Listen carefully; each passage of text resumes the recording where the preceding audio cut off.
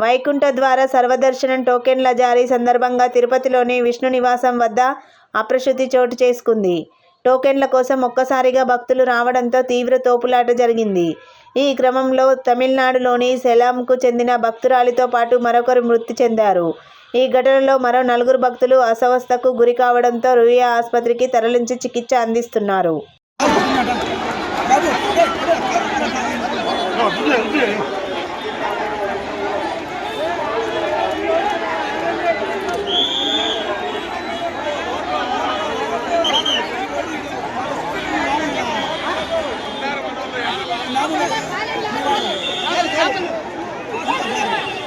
Scene నేను try చేసేదా scene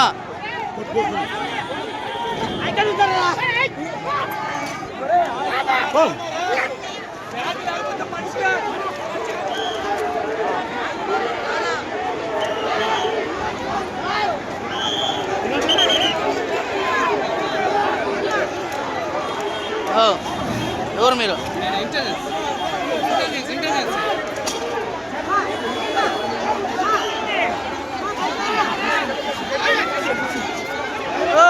ప్రాణాలే పోయిందా, ఎందుకు దూరుతున్నారు?